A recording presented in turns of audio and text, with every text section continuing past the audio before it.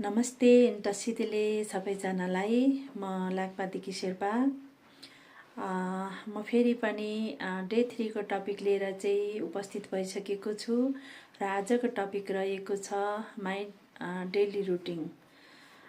मेरो daily routine भन्नुपर्दाखेरि चाहिँ म बिहान चाँडै उठ्छु र सकारात्मक सोचका साथ दिनको सुरुवात गर्छु र केही समय चाहिँ पूजापाठ गरेर चाहिँ शरीर र मनलाई शान्त बनाउँछु। त्यसपछि सोशल मिडिया प्लेटफर्महरूमा चाहिँ आफ्नो बिजनेस सम्बन्धी पोस्टहरू गर्छु। कमेन्ट, मेसेज र इन्क्वायरीहरूलाई चाहिँ समयमै जवाफ दिन्छु र कहिलेकाहीँ चाहिँ ट्रेनिङ साइट भिडियोहरू हेर्छु, मास्टर माइन्ड हेर्छु र विकली टिम ट्रेनिङमा पनि सहभागी हुन्छु र बेलुकाको समय चाहिँ मेरो आफ्नो फ्यामिली परिवारहरू, मेरो आफ्नो छोरीहरूलाई चाहिँ समय दिन्छु र दिनभरि काम गरेको कामहरूलाई सम्झिन्छु।